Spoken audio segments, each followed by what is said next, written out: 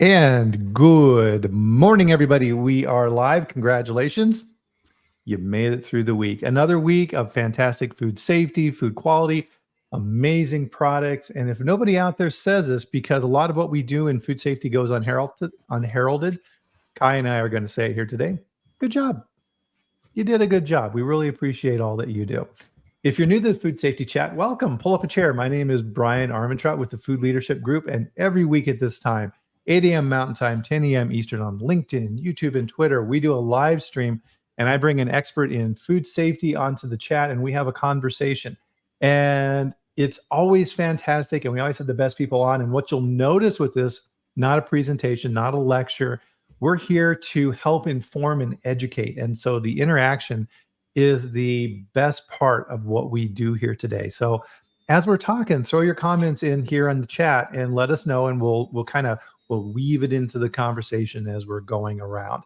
And one of the things here on the chat that we love to do is let us know where in the world you are at. And I am in Loveland, Colorado, where it's going to be hitting 100 degrees here today.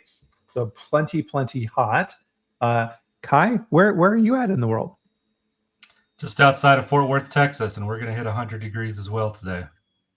At least here in Colorado, we don't have the humidity you guys get. So that's at least a little bit better.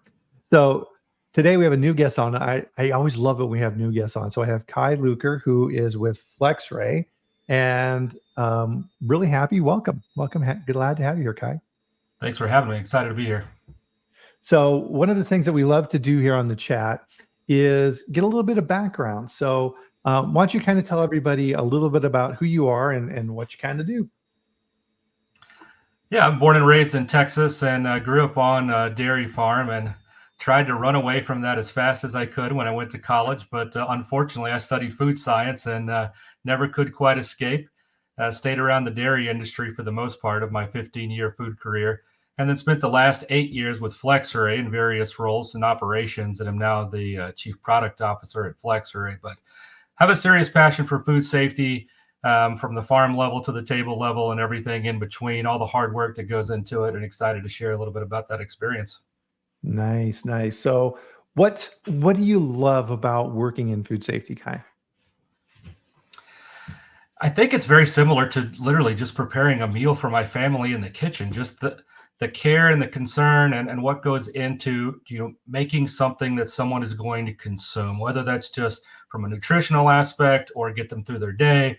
I think it's just on the much broader, grander scale whenever we're making food from a manufacturing perspective, and to have the proper care for safety that goes into that, whether I'm making a single meal or I'm making 10,000 pound batches of something. I think it's the same mentality. Absolutely. Yeah, that's the absolute right attitude for that. Hey, Duncan, thanks for joining us here today. Good to see you. We're making this food for people, and sometimes when we're working, we forget that. It's if you're working in a big food plant, you see the product going out the door day in and day out, and you lose touch of that. So it's always good to kind of circle back on that and remember everything that we're doing. So that's a really good point. Thanks for bringing that up. So one of the things that we love to do here on the chat, Kai, is everybody joins us for a ceremonial drink, just like Tim, I'm sure, is raising his mug as well. So cheers, everyone. Very good. Was that a Texas Tech mug I saw there? Is that what that was? Yeah, I'm not a Texas Tech alum, but I spent a lot of money putting my daughter through undergraduate there. She finished up in December and is about to start her master's at Texas A&M in the fall. Well, yeah, that's right. The least you should get is at least a freaking mug. That's right. Yeah, it needs to say on there something like, my daughter went to Tech and all I got was this lousy mug or something like. Remember those T-shirts we used to have? Got a dad joke here for you. Everybody brace. Here comes today's dad joke. Kai, what did the janitor say when he jumped out of the closet? Not sure. Supplies. Oh, that's going to get used later. My son is going to hear it. I love it too. So one of the things year in and year out, Kai, we talk about this here on the chat quite a bit, is there's always kind of the top 3 areas for recalls, and that's microbiological. Salmonella and listeria are always up there. Allergens is always there, and it generally gets back to, oops, mislabeled that. And the third, every single time, is foreign material. And I pulled up the 2023 data, which is the most current for FDA. And yeah, it's way up there on the list, of course. So it seems like it's kind of one of those things that we just kind of roll our eyes and say, oh, geez, we have another foreign material problem. Let's try and find it. And we just kind of roll on to the next thing. But really, I mean, why can't we get these things down? I think part of this really, and today's going to be kind of more of a technical conversation, which is kind of cool. I love these. Is why in your opinion, Kai, is foreign material such a darn hard thing for food plants to get a hold of? Yeah, I wish I had a singular answer, but there really is not a one size fits all. From a food industry and manufacturing perspective, how far we've come in the last 30 years is tremendous. And, the improvements year in and year out, the way that we're able to, manage holds and manage production is significant. But the speed of manufacturing, and as much as a lot of the general public might like to think that, everybody in the food industry is making tons of money, the margins on a per unit basis really aren't that large. And, how we have to manufacture and produce and get everything through the supply chain, things happen, things break down on a daily basis just due to the way that we manufacture food products. And, every day everybody's trying to juggle and maintain that as best they can.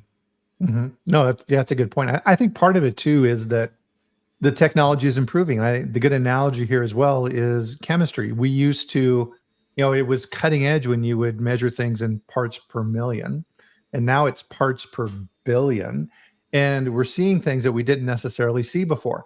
Was the contamination there before? Yeah, probably, right? The arsenic was in there at a low level. You just couldn't detect it. It was below the limit of quantification. And now we can, and we have kind of a quandary. It's like, oh, we have, 2 parts per billion of organic arsenic. What do we do? Is it a risk or not?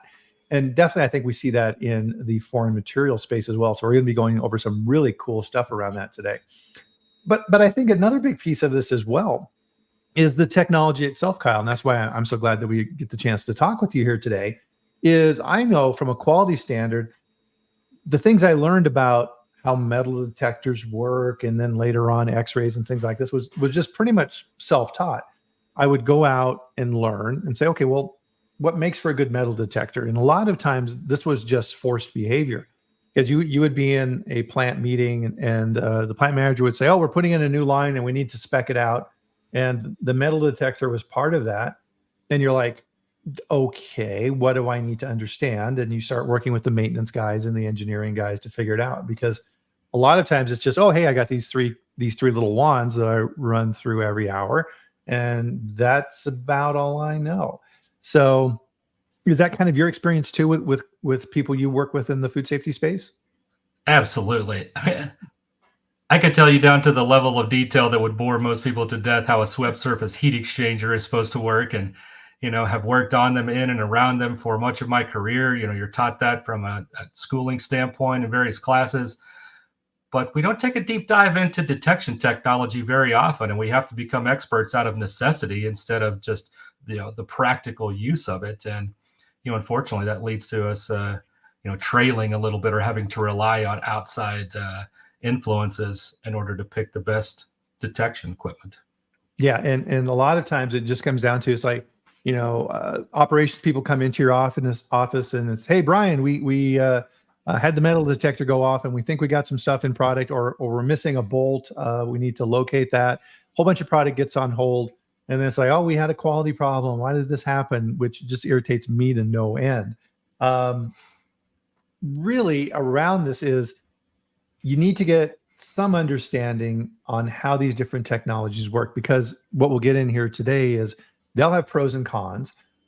Some things are extremely expensive, and it doesn't necessarily mean it works better.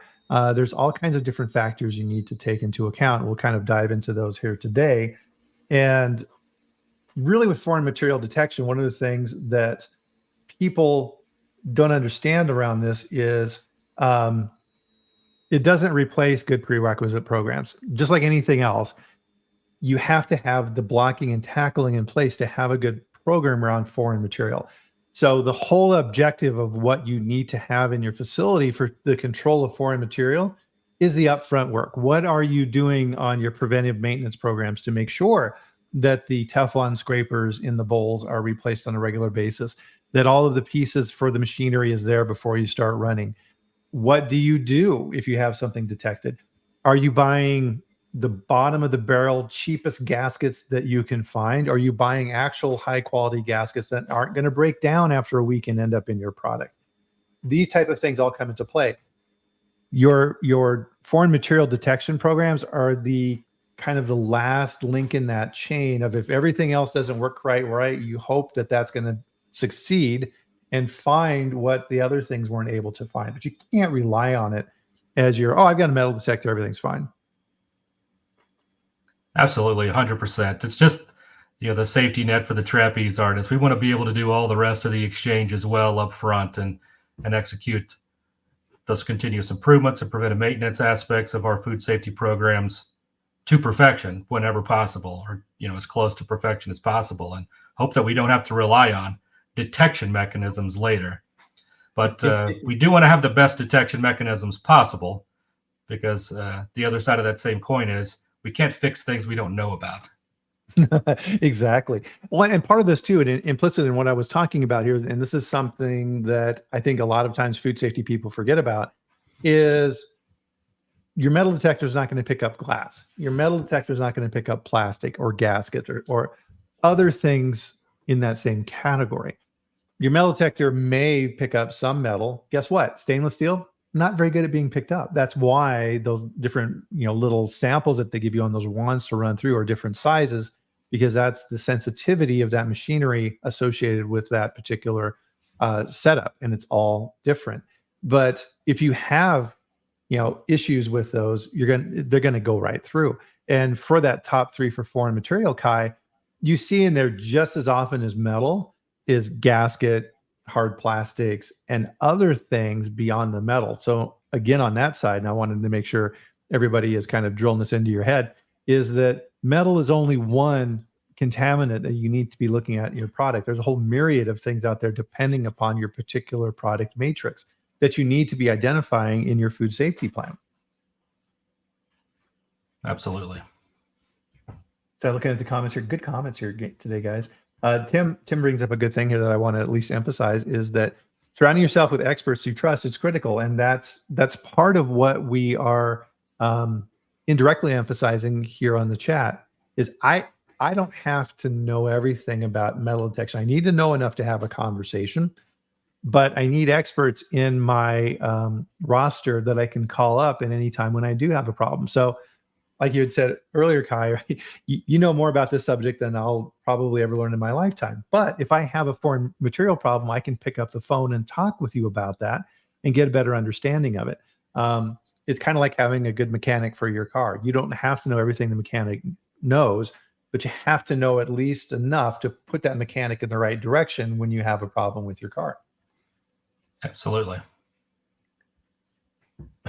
So Duncan here, yeah, this is kind of common procedure here, isn't it? I've seen manufacturers take product that have been subject to a contamination incident and retest it through the metal detector 2 or 3 times and then declare it safe. In some cases, people will pervert foreign body detection equipment in the name of product release.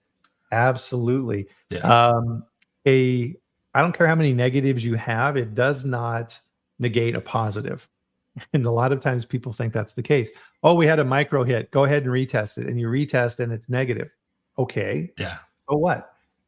You still had a positive. And it's the same here. You need to have good processes in place. I was in a plant one time where I was touring around and we were looking at the metal detector, and I would see, product going through, and they would run the wands through, and the wands weren't being detected. And I was like, whoa. So I went up there and started talking with the operator, and the operator after a little bit said, yeah, this metal detector goes off way too often, so we changed the settings. Yeah, I wish I had never heard that before, but unfortunately, I've heard the same. And another good one is you have your detection system and you have a kickoff mechanism to take that product off the line and put it in a basket or things like this.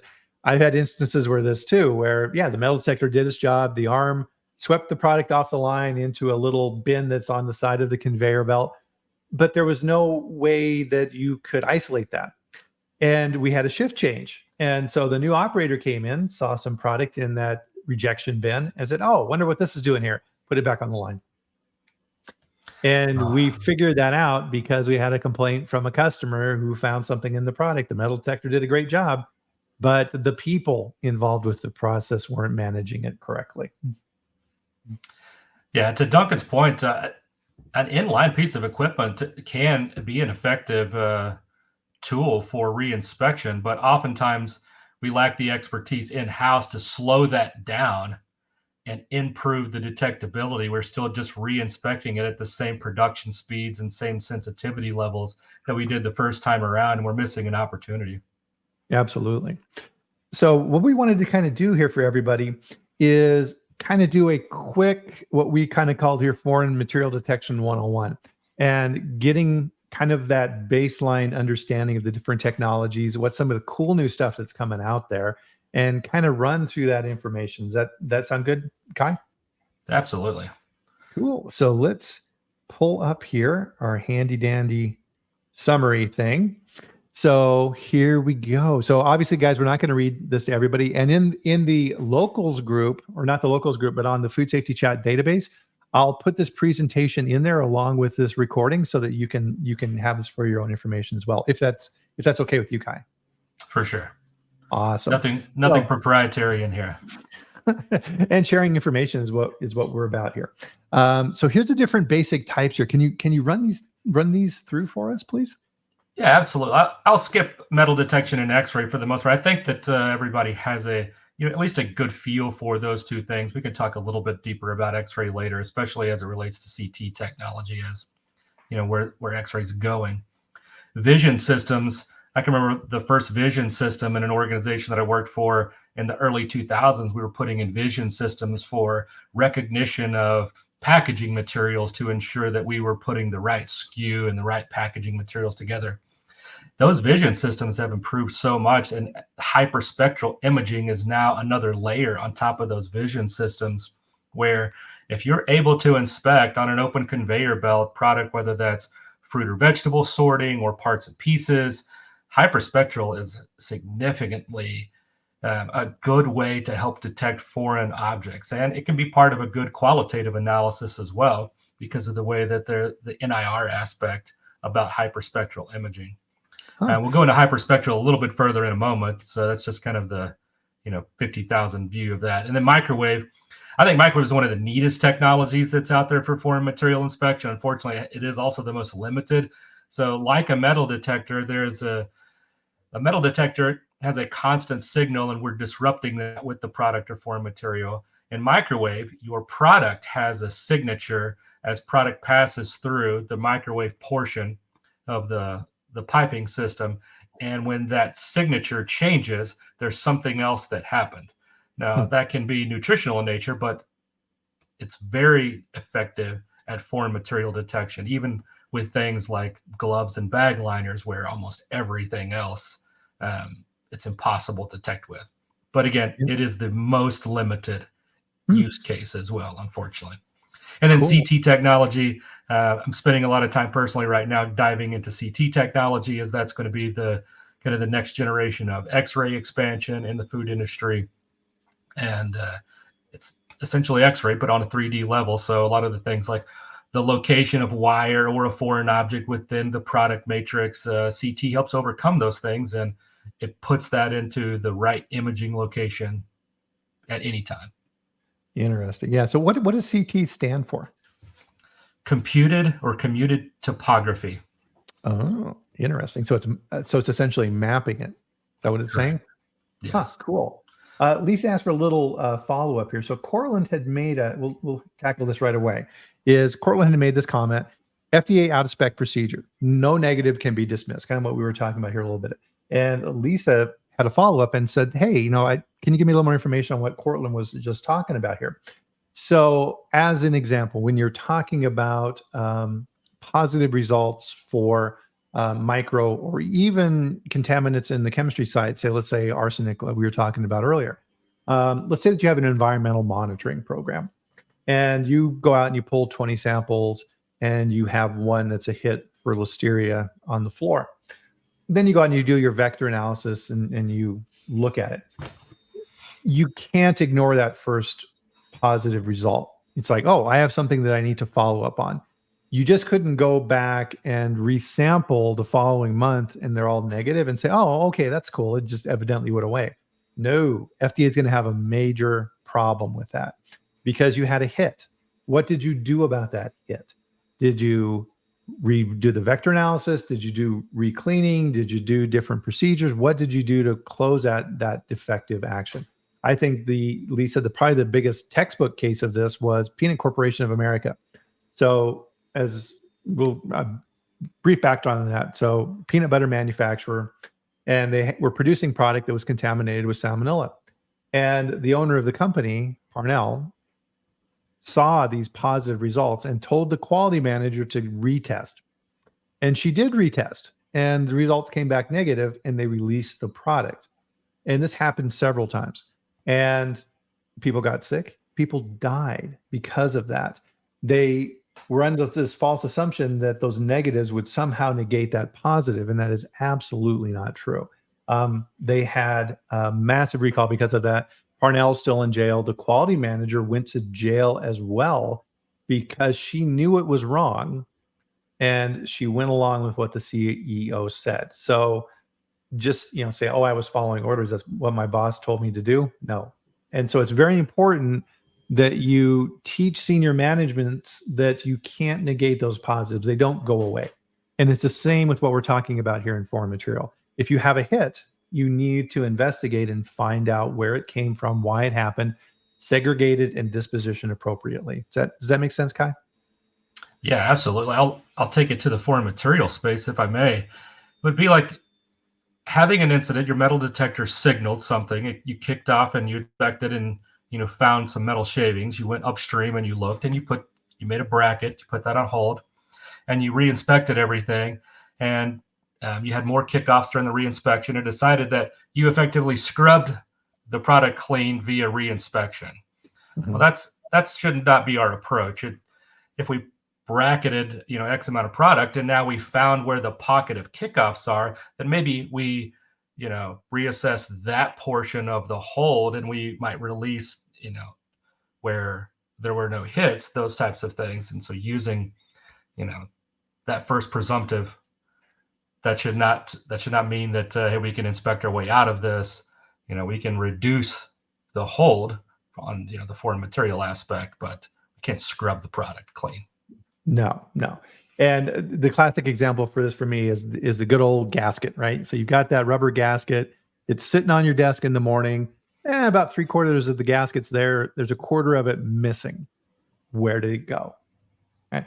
And so when you're looking at your plant design, it's always a good idea to have screens and filters in secondary systems. So sanitation, CIP returns, filter, so that you can potentially catch those pieces of that gasket, because part of your foreign material investigation is going to be recreating that gasket and finding all of those parts.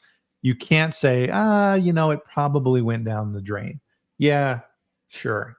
until a consumer finds it in the product and they take a picture of it, and now it's all over social media, and you're like, oh, hey, there's that missing piece of gasket I was looking for. Nobody wants that. Quick reference here that Cortland. We've done whole shows on the Park Doctrine, but so that just everybody is on the same page. The Park Doctrine in a nutshell is, if you're the head of the company, you cannot delegate food safety. It is your responsibility, and you can't say, oh, that's the food safety guy's job. I expected him to take care of that, and I can't help it if he didn't do that. Park Doctrine is nope.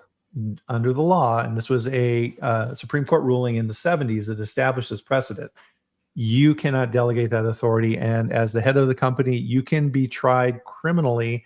And from a libel standpoint, well, not necessarily a libel standpoint, but criminal. I forget the other legal term associated with that, but you're on the hook. You're on the hook for that type of activity. So that's a very short explanation for that. So the first three types, I think most people in the food industry are, at least familiar with these. And if you've ever seen a vision system working at a peanut operation where they're sorting peanuts, holy moly, right? Those machines are going and kicking stuff off. It's crazy.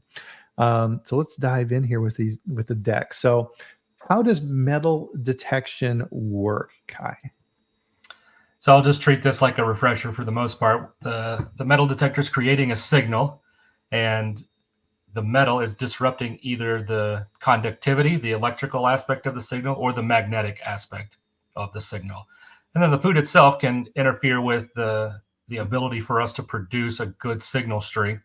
So the less the product interferes with the signal, the more foreign material that we can detect. So high moisture, high salt, high sugar, then we're reducing the effectiveness of the detection from that standpoint.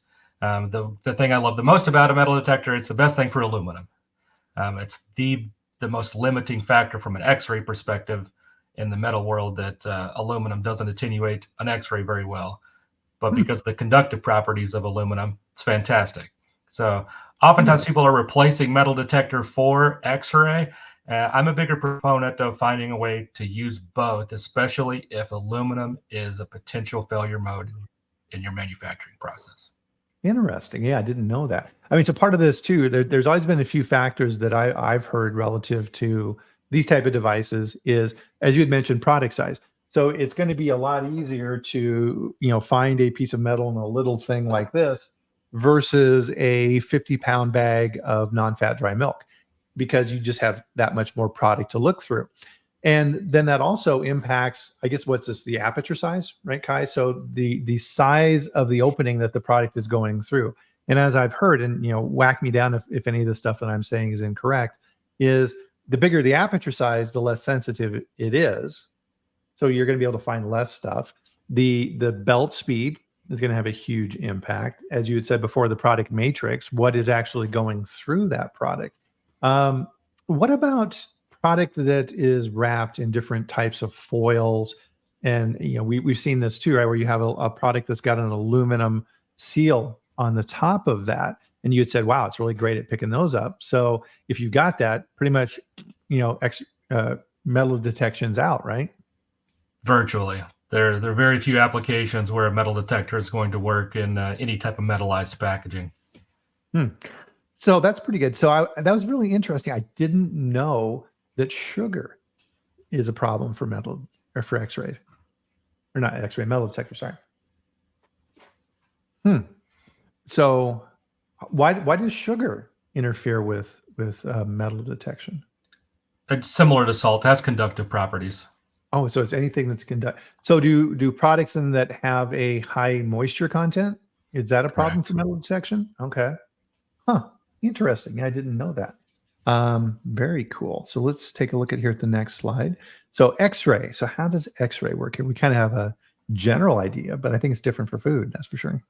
Yeah, I try to approach this from the typical inline instrument. Almost everybody is using a diode as the detector, and then a fan beam on the X-ray source. And it's essentially, we're indexing product across the diode. And so it's making a decision based on the slice. Whenever we see the image on the screen, it's just rebuilding the composites of all the slice from what it indexed through there whenever it rejected it.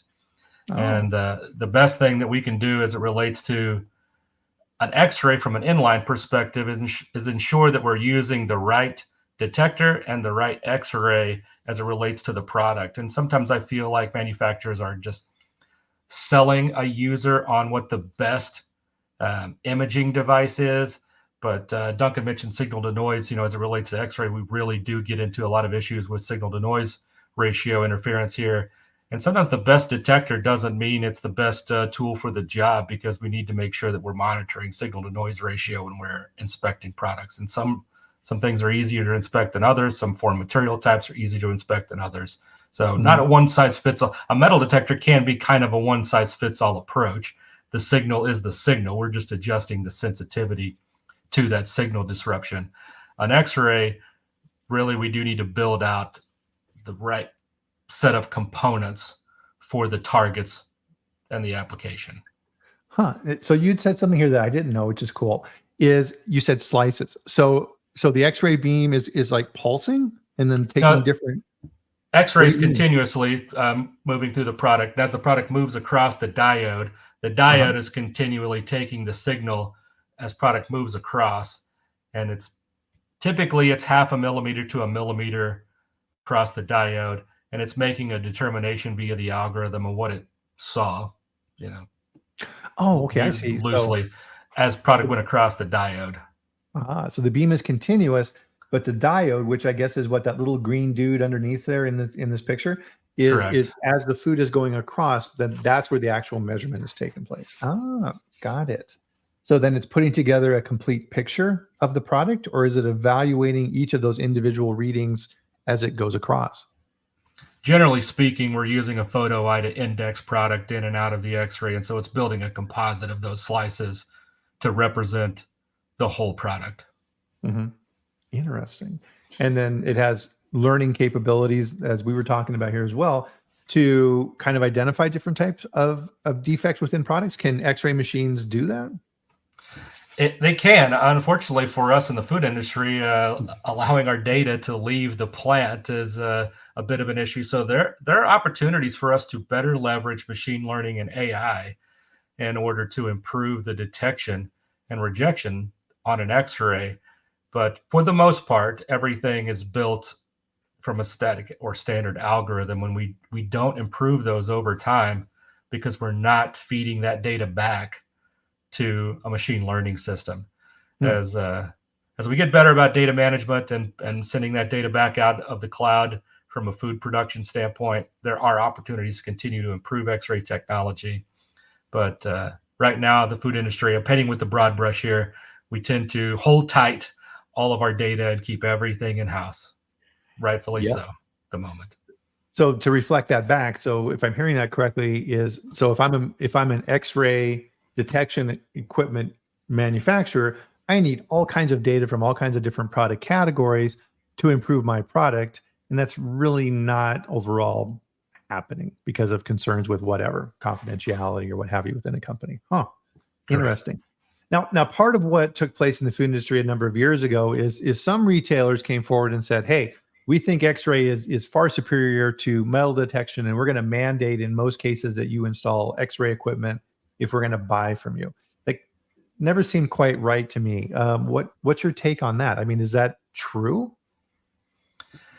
I think that at a very high level, it does help to push the industry forward to have, folks like that, create momentum around improved detection technologies. But unfortunately, at the same time, an X-ray in and of itself doesn't mean that we're creating a better detection schema. There's so many components and aspects about creating the right tool for the job that need to be considered in. And in reality, X-ray is not the best for every use case. A metal detector still is the best for certain things.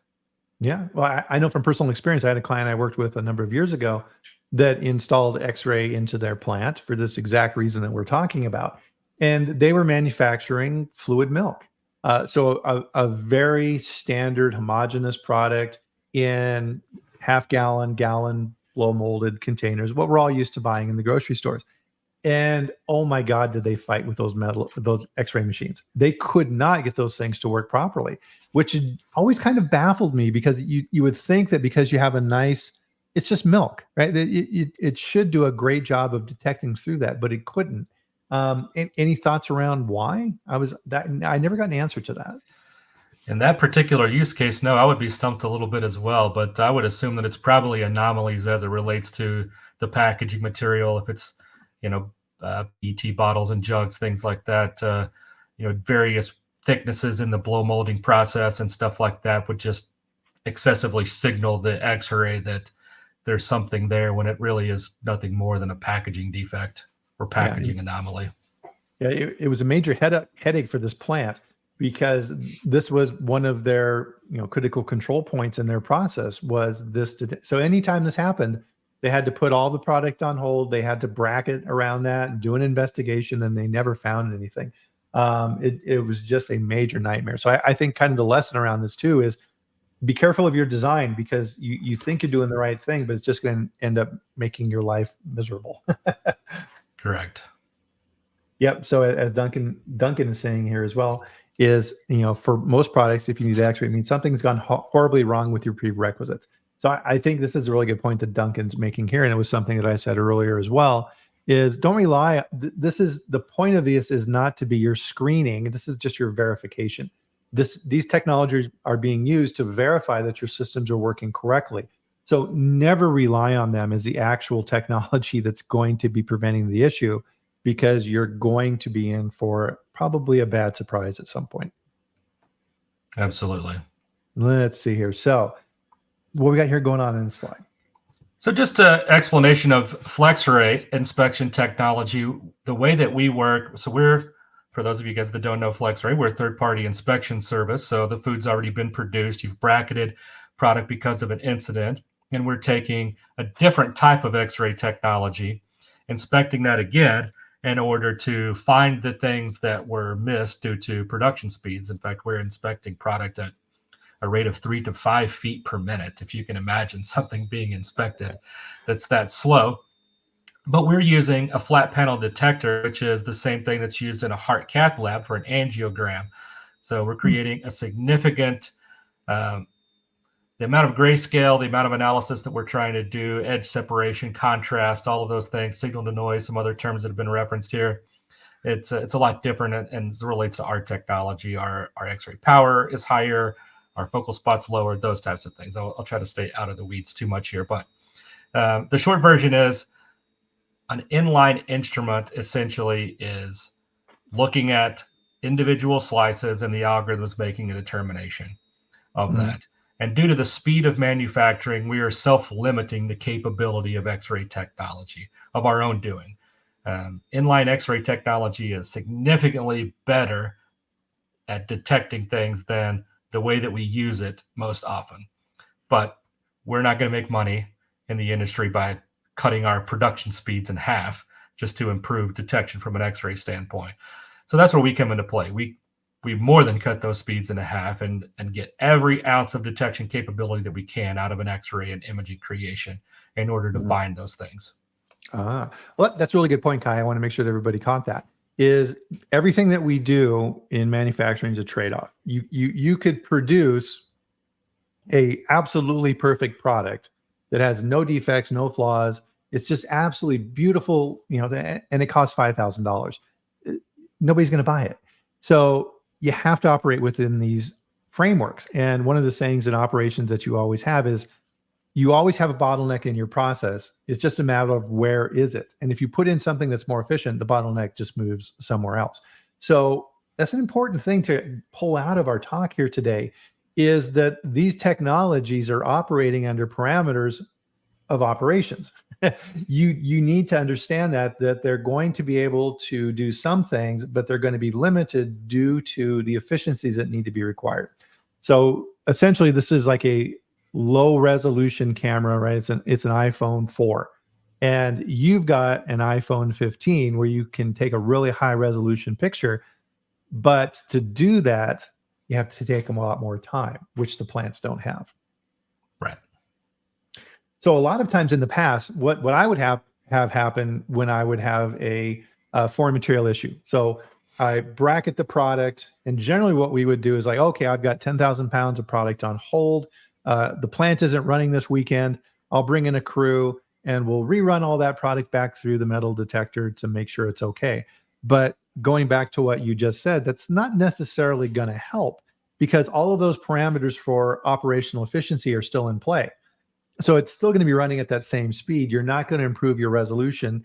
You may or may not find additional things. It's probably not going to be that helpful, is it? Correct. Unfortunately, no. Interesting. That's a good takeaway there. So you think you're doing better, but you're really not. So Vision Systems is the next guy that we have up here. Tell us a little bit about this guy. Essentially, it's a camera system, typically a CCD style camera, and it's evaluating known. Essentially, we're teaching it what good looks like, and then anything that's a deviation from that, we're using an algorithm or machine learning in order to reject that as well. So mostly used in sorting and grading standards. Where I think it's the most prolific is probably in the nut industry and produce or vegetable sorting in those use cases.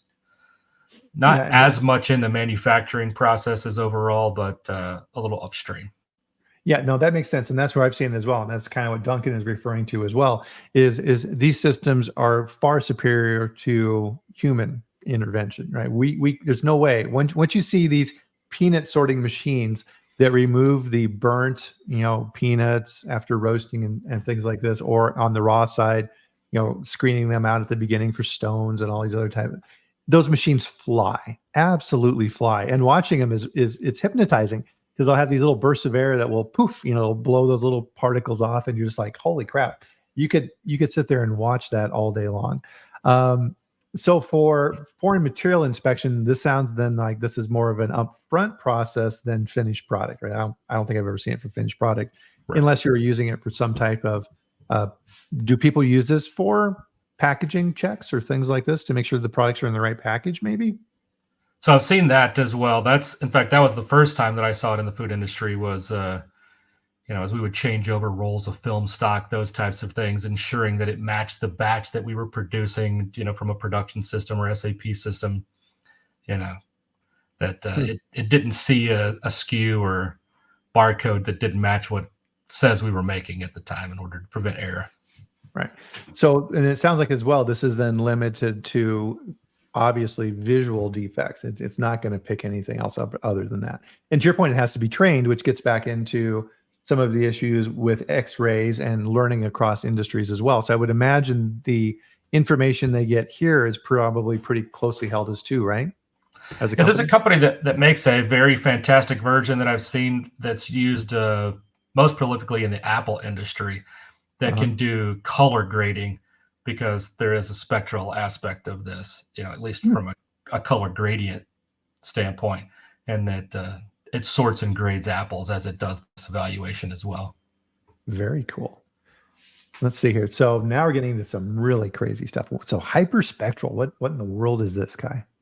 Yeah, so very similar, but we're adding layers of infrared or near infrared spectroscopy into the same type of systems.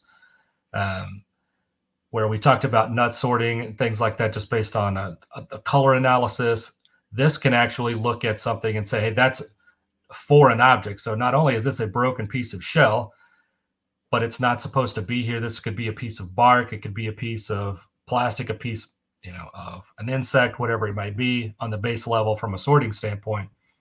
But now I've even seen these in, poultry and meat handling, especially at the primal cut level, before it goes into the next level from a processing step standpoint. It's ensuring that everything has been removed before it goes into further processing. And then obviously can do some fat analysis as well because of the NIR aspect of things. So can improve clean and grind operations, or this data can go into, I've seen it feed cutting operations from a chicken breast perspective to make sure things are sized and cut properly based on width, thickness, protein, fat analysis. So wow.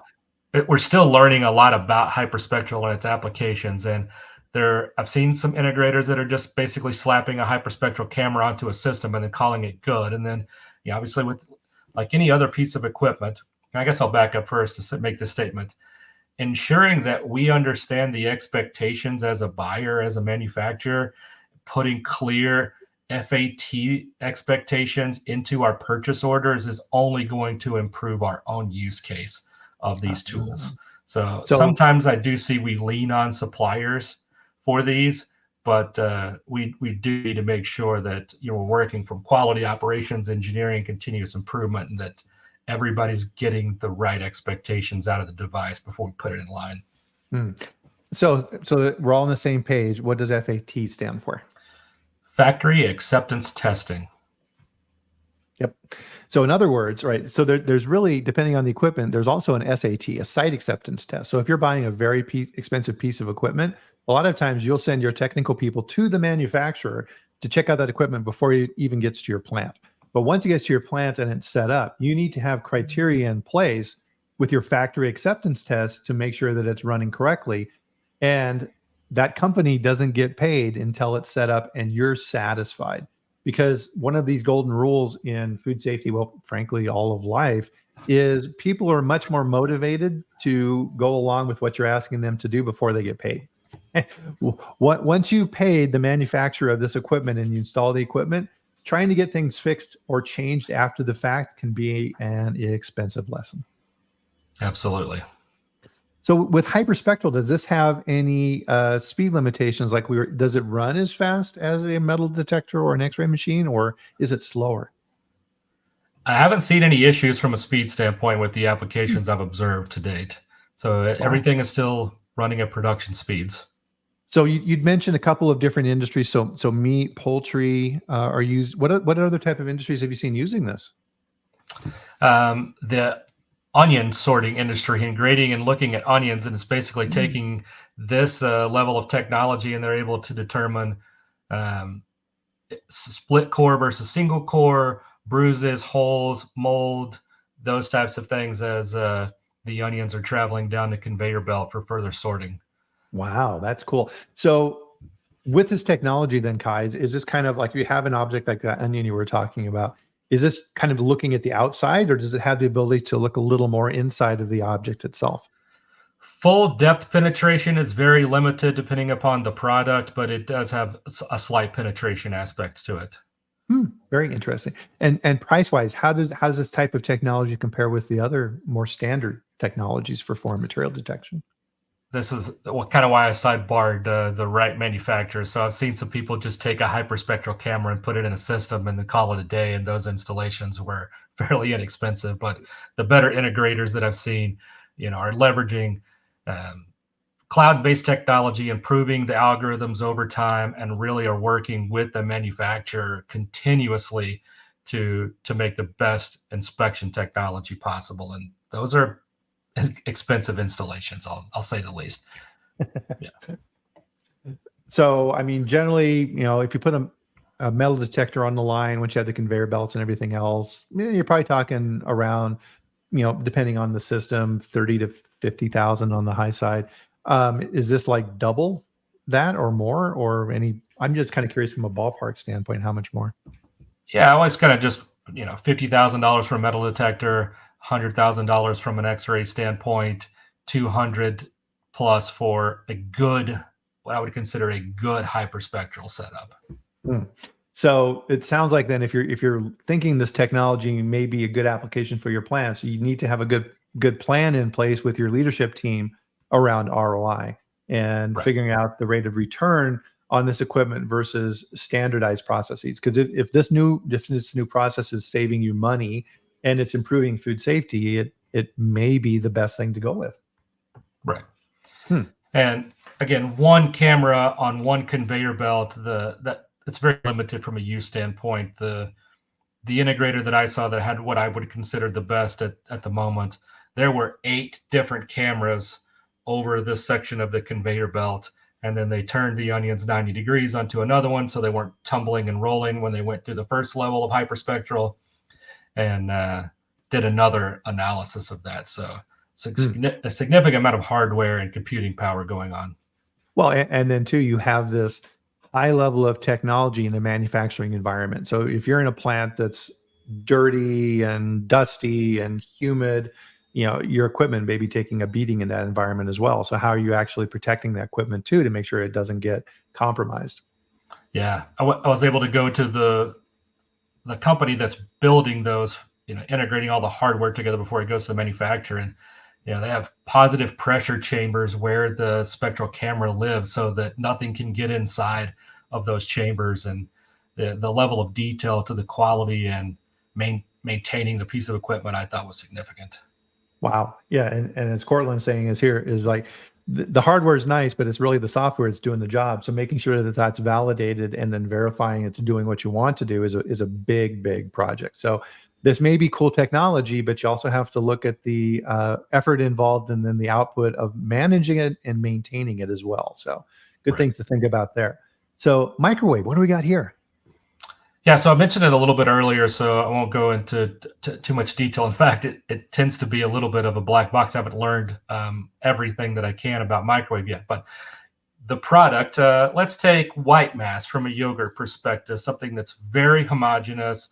It's built to a pretty tight specification with some variation around fat or protein levels. And for each one of those white mass backgrounds, you would have a baseline microwave signal as the white mass passed through the microwave portion of that piping or fluid system. If anything else were to cross that field that disturbed it and represented a signal that was different from the base signal that that product had via microwave, then it would kick off and divert some product flow. Oh. But again, product does the more homogeneous the product, the more effective, and the tighter bandwidth of nutritional, fat, protein, moisture that something is being produced in, the better the use case is for this. But detection, it can detect a lot of things effectively if those two criteria are met. So Duncan was mentioning earlier, and I'm sure this is something that comes up quite a bit on microwave technology, is this cooking the product? Technically it is, but not at the flow rate or the amount of microwaves. It's really similar from an X-ray standpoint. Are we irradiating any product via an X-ray system? And no, the power and magnitude that we're exposing product to with any of the detection equipment is not altering the state of the food product. Okay, so with this, and you have this pictured as a pipe where the product is flowing through. So this is more of a three-dimensional aspect associated with this material versus the previous technologies is kind of what I'm getting out of this. Right. I think that's why it provides such a significant improvement from a detection standpoint. Mm-hmm. So what other type of applications are you seeing out in the field where people are using this technology for foreign material? Some jams and jellies before inclusions are added to it. Again, I mentioned white mass from a yogurt perspective. Any opportunity where there's fluid dynamics at play, and we have very little variability in the amount of sugar or fat content. If we have a wide range of variation, then this isn't the best technology. Not going to work too well, huh? Interesting. Okay. CT. What's CT? So computed tomography, again, this is taking X-ray from the 2D world to the 3D world. And we're taking a gantry and running around the product continuously and rebuilding that. Same thing from a slice standpoint that we talked about earlier on an inline perspective, but we're taking, X, Y, and Z axis of slices now and rebuilding all of that into an entire three-dimensional model of the product. Wow. Now, essentially, detection and rejection still occurs on the basis of what's going on with an individual slice or adjacent slices, depending upon how robust your computational power is and how developed your algorithm is. And we can look at adjacent slices at the same time for determination as well. Yep. And so for your fourth bullet point, there's speed. So it sounds like this has got to go pretty slow because it's got to have enough time to rotate around and get that whole picture, right? Yeah, we're creating a lot of imaging here. We're making an analysis on a lot of different things at the same time. Now, obviously, as computing continues to improve, the speed of this equipment from a manufacturing standpoint will continue to improve as well. But right now, 20, 30 feet per minute, if we're just targeting metals only and we're not looking for glass or ceramic or plastics, those types of things. And then from a FlexRay perspective, we're commercializing this technology. Right now, we have a gantry in play at one of our facilities, and we're looking to add more of this starting in January of next year. Gotcha. So this sounds more like more of an in-depth offline technology. I don't think anybody would be using this inline for managing foreign material.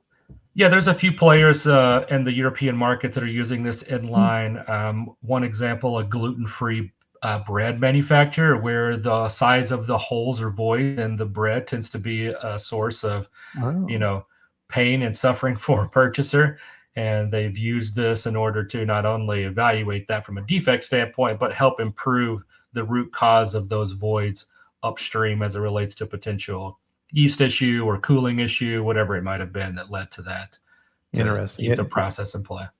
Yeah, I worked in gluten-free bakery for a while, running it for a company, and yeah, I from personal painful experience. Yeah, if you have opening and voids in the bread, oh, that ticks people off, right? You can understand why, right?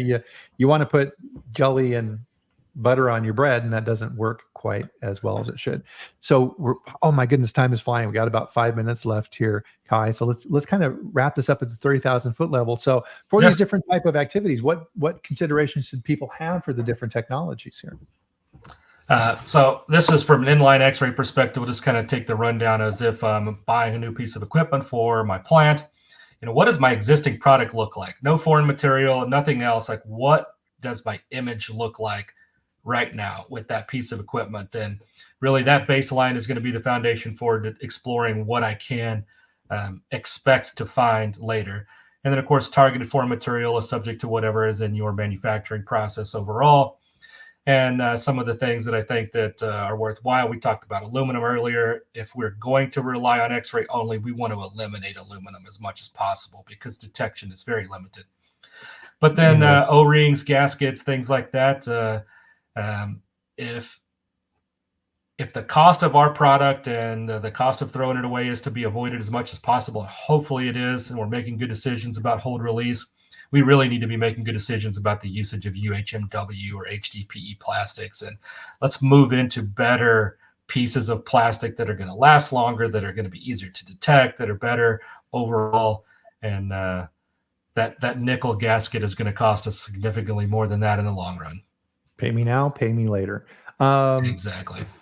So X-ray, real quickly here, what do we got? What's your final thoughts around X-ray?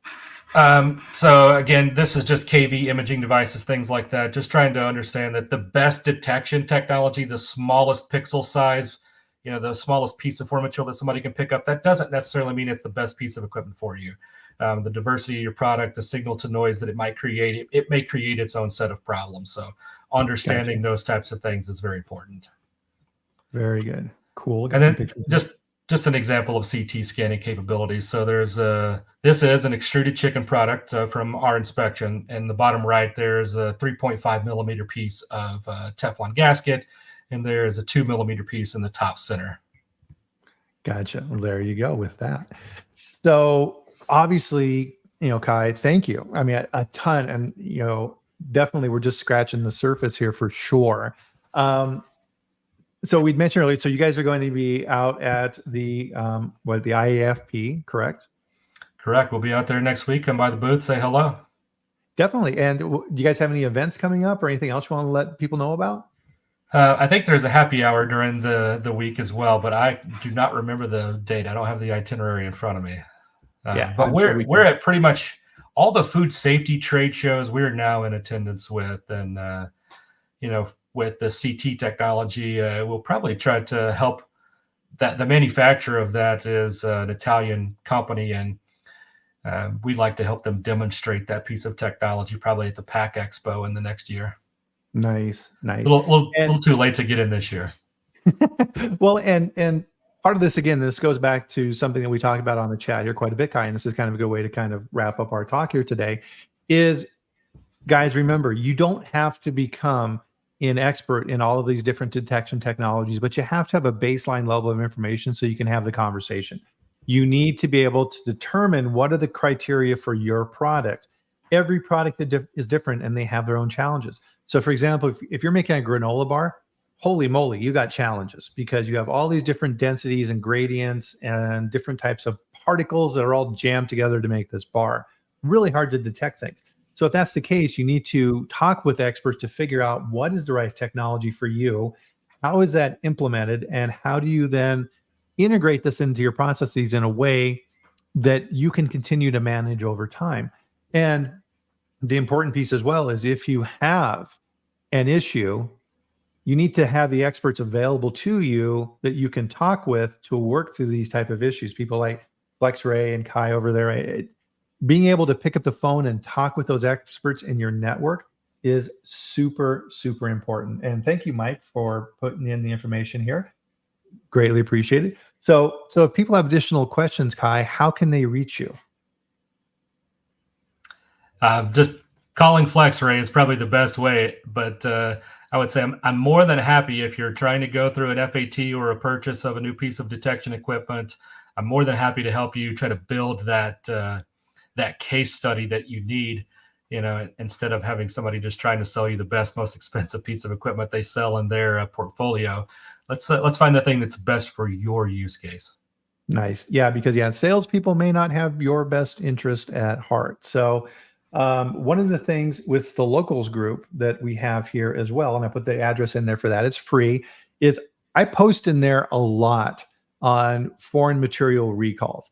And this is a good database to build up because this is information you can bring to your boss to say, hey guys, here's what's going on in the industry out there. We need to protect ourselves and up our game for foreign material detection. And there's all kinds of different options out there that we can look at now. So, wow, fantastic chat, Kai. Thank you. Bryan, thank you very much. Appreciate being on today. Oh, you bet. So, guys, we're going to close out our chat. And thank you, everyone, for the fantastic comments and feedback. We really love it. We really appreciate it. And we'll bring our chat to a close here for this week. And don't forget, we'll be back here next week at the same time. So 8 a.m. Mountain Time, 10 a.m. Eastern on LinkedIn, YouTube, and Twitter, where I bring another amazing guest on the show like Kai.